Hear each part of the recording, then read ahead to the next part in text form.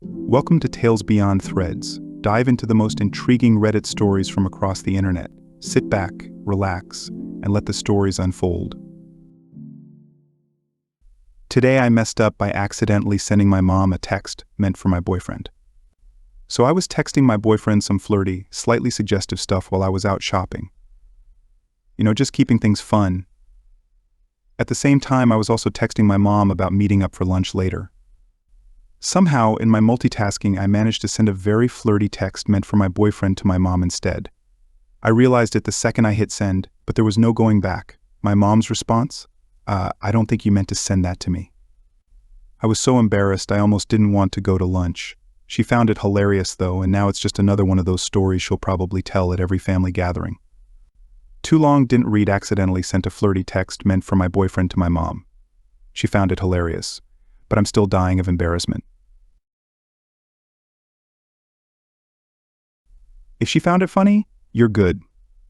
That's definitely an embarrassing moment, but it's great that your mom took it in stride and found it funny.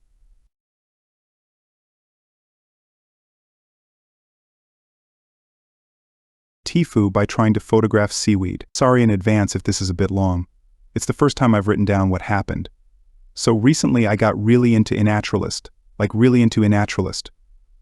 I loved winding down of a night, uploading photos of plants and bugs and animals I'd taken that day, identifying them as best as I could, and leaving the rest up to the community.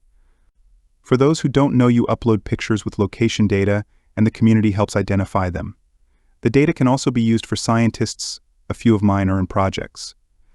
So about 2 weeks ago I was out with a worker, and we decided to go for a walk along the waterfront. Done it plenty of times, no biggie. My worker needed to go to the loo, so I told her I'd go on ahead. I'm classed as independent, so this wasn't an issue.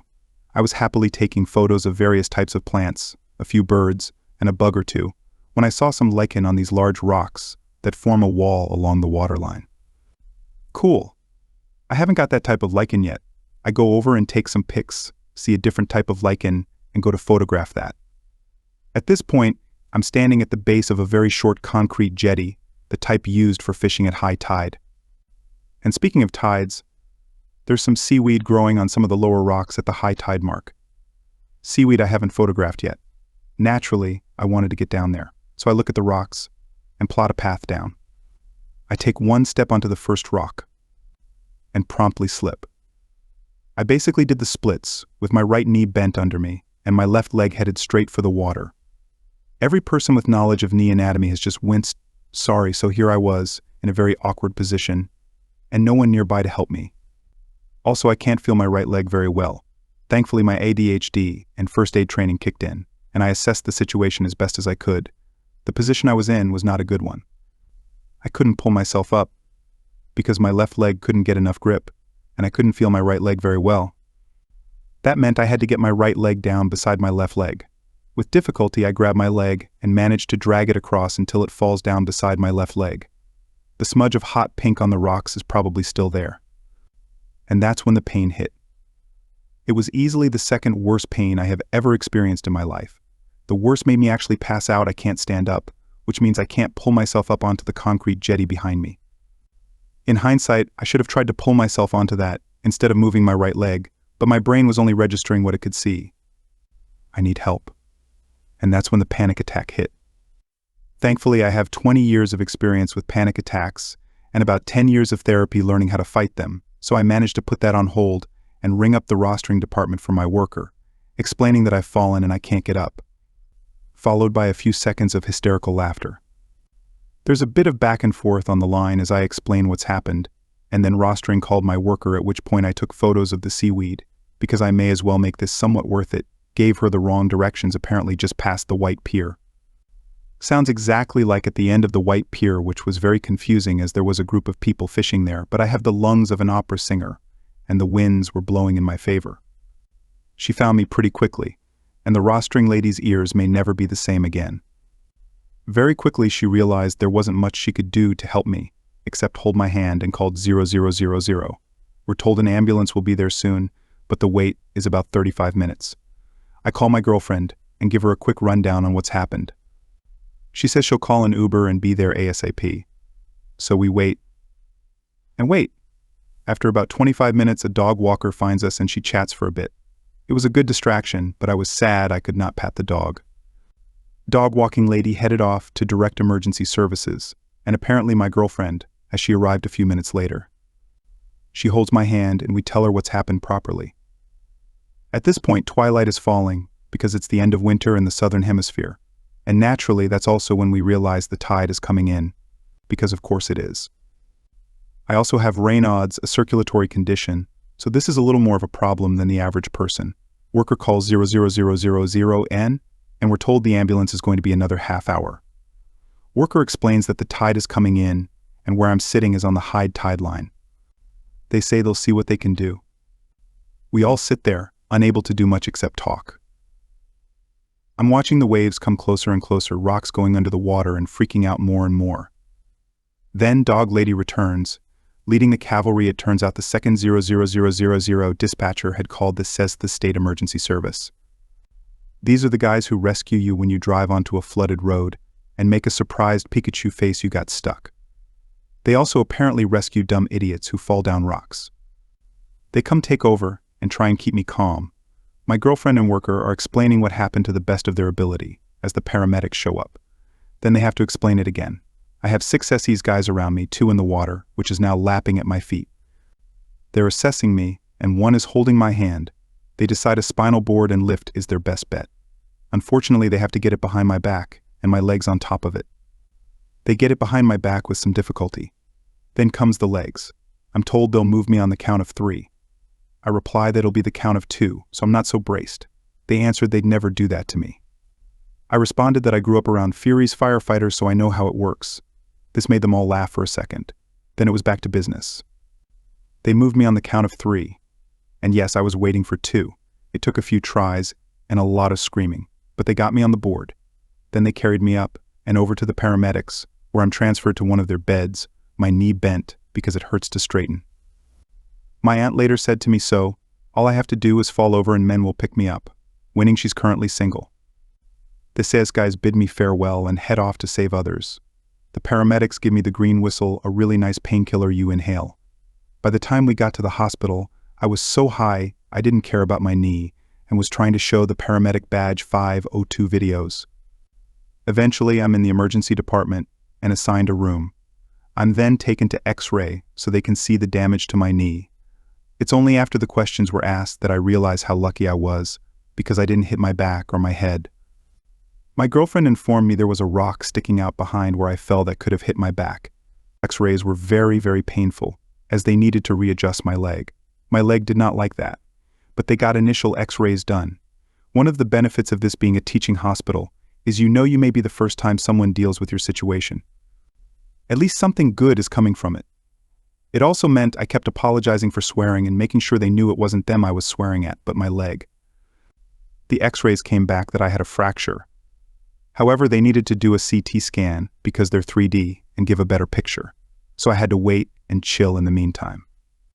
My girlfriend was updating our friends on what had happened, as we were all supposed to go out for dinner that night, and she relayed all their comments, which were a variation on that sucks, hope you feel better soon, but with jokes thrown in. We were able to get out of the doctor that I could eat, as I wasn't going to need surgery, and so our friends that we call the Council of Dads decreed that we needed fed and brought us Chinese. Of course, as they came with the food, we were worried they wouldn't get in, but it turns out one of them knows half the staff due to volunteering with various organizations. I was being given my first dose of fentanyl. They left after saying she talks enough as it is, we don't need to see her on this stuff. When I told one of my Discord servers I had been given fentanyl, one person asked, "Isn't that stuff dangerous?" To which I replied, "Only if you're a cop." Sadly, my cop family member didn't care about the fentanyl. Must not be an issue in Australia. Funny that. The fentanyl did allow hospital staff to straighten my leg though, which made me a lot more comfortable. So I ate, was given more meds, and eventually got my CT scan, and then the results. APCL avulsion. So there are 2 ligaments in your knee, the ACL or anterior cruciate ligament, and the PCL, the posterior cruciate ligament. The ACL is what AFL players have issues with. Basically, gravity is a bit of a bitch and wants to push your femur past your tibia. The ACL stops that happening. The PCL is its counterpart. It stops things going the other way. The PCL is also taut when your knee is bent, like when I fell. The impact made the PCL give up on life and tear a chunk of bone off of my tibia, which also gave up on life. My best friend drew me 2 amazing graphics that explain this, if anyone would like me to post them in the comments. She is rightfully very proud of her artwork. One night in the short stay ward, and I was sent to the surgery recovery wing. This did confuse a few nurses at first, as I hadn't had surgery, but I suppose I was shoved where there was an opening. Orthopedics came by and gave me a rundown on what had happened, but wouldn't let me have photos of my x-rays or CTS. This made my best friend very sad. She's a vet, as she wanted to see them. I see my GP in a few days, he'll let me take pics. Then orthotics came by and did some measurements, and the physios who did not clear me to use crutches. Orthotics did tell me I'd need a brace on my leg, not a cast. So that's good news, I guess. Sadly, you can't sign a brace. And it wouldn't be in until Monday. It wasn't even Friday yet. I had fallen on Tuesday. So I was stuck in the hospital until at least Monday. Do you know how boring it is to be stuck in hospital? It's fucking boring. I ended up watching random videos on Prime and Netflix and catching up on Discord. The only things I had to look forward to were my girlfriend visiting. Mealtimes I'm gluten and lactose intolerant, so this made the meals a little worse in med times. Eventually Monday came, and the lady from orthotics came with my brace and fitted it. Unfortunately, the physios came before the fitting and not after, so I had to wait an extra day for them to come by and clear me to use crutches. But I could go home. Home never looks as good as it does when you crutch in after a week in hospital. The flowering quince had flowered more and was putting on a gorgeous red show. My computer chair felt amazing. My bed was comfier than ever. But I'm stuck in this brace, which is nudging the broken bone piece back into place for 5 to 6 weeks. My girlfriend has to stab me in the stomach daily with a blood thinner, and I have to use crutches to go anywhere, or a wheelchair. And because I'm not as fit as I was in my 20s, getting my fat arse from one end of the house to the other is tiring, so my computer was moved into the lounge. No, I can't take the brace off. It has to be fitted into place exactly, or it could cause more damage. I do get to keep it though. It cost about $2,400, so part of the wait was getting the funding approved. And no, I don't pay that. This is Australia. The only thing I paid for was the meds afterwards, on a script that I took to my pharmacy. No charge for the ambulance, the hospital stay. The meds in hospital, nothing. So yeah, don't try to walk on rocks, kids. Too long didn't read got way too into a naturalist. Tried to walk down some very large rocks to photograph seaweed, slipped, broke my leg, and needed the SCS to get me out and 2 paramedics to get to hospital. Now I'm stuck in an itchy brace for 5 to 6 weeks, on blood thinners, and on crutches and in a wheelchair. Fentanyl is a pain medication that is used in emergency situations just like you were in. When administered by a doctor, it's not dangerous. When abused by people on the street without a doctor, it can kill people due to respiratory arrest. The story is longer than the seaweed. Ever tried photographing it?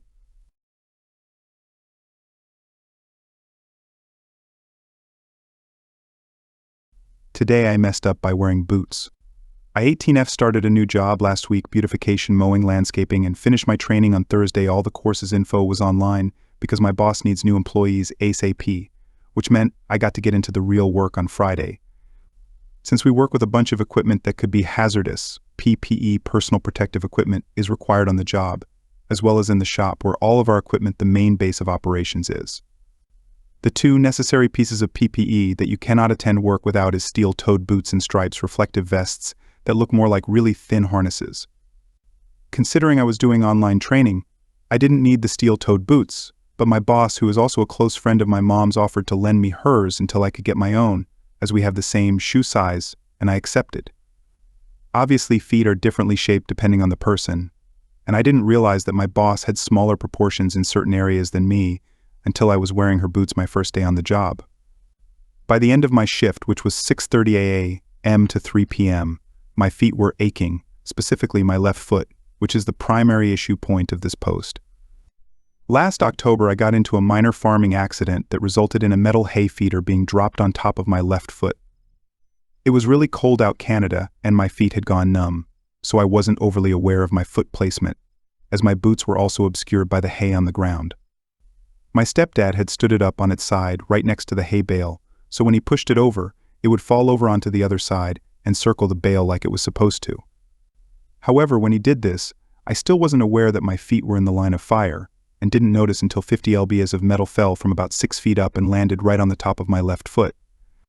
Obviously I was injured, but both my mom and stepdad were raised on farms, as was I, so the general consensus was to just keep an eye on it and avoid straining it as much as I could instead of going to the hospital or doctor. It bruised pretty badly, and I couldn't wear boots or tight shoes for a few months. Even now, I still can't wear tight shoes for too long without the top of my foot hurting, and if I'm on my feet all day, the spot that was injured gets irritated. With the way my Boss boots were designed, the steel part of the steel toes began right where my previous injury was, which I immediately noticed, but I brushed it off. Can't say the same for the end of the day though, because by that point, with the combination of already irritating shoes and being on my feet all day, my left foot was in so much pain I was almost limping. Taking them off felt like liberation, and I immediately decided I was going to get my own pair of boots ASAP, regardless of the price, to avoid putting my feet in those torture contraptions again. I did so the next day, and the boots I got don't bother my foot at all, thank the Lord. However, ever since Friday when I wore my Boss boots, my left foot has been irritated more than usual.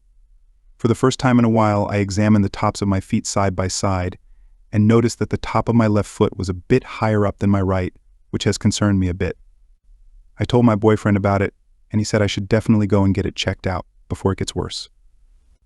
I don't know how severe the injury was, as I didn't get it checked out, but the possibility of a fracture has me spooked enough to finally get it examined almost a year after the initial incident. So yeah, turns out farmer stubbornness is indeed an inheritable trait. Too long didn't read wearing a borrowed pair of steel-toed boots irritated an almost-year-old injury, and I'm now realizing how serious it could be, especially in the future with what my job entails. Your story is a solid reminder to always prioritize comfort and safety, especially at work. It sucks that a borrowed pair of boots caused you pain, but it's great you're getting it checked out now. Hope you heal up soon. Thank you. I've always had a bad habit of brushing off my medical needs due to a neglectful childhood. So long as I wasn't unconscious or bleeding for more than 5 minutes, I never got checked up on, and was just told to suck it up. Pushed myself through 2 concussions and a broken tooth through my top lip that way. Now that I'm 18, I've started taking my health into my own hands, and it feels weird, but I know it's for the better. Thank you for your words, I really appreciate it. Thanks for watching Tales Beyond Threads. If you enjoyed the stories, don't forget to like, comment, and subscribe. Hit the bell icon to stay updated on our latest tales. See you next time.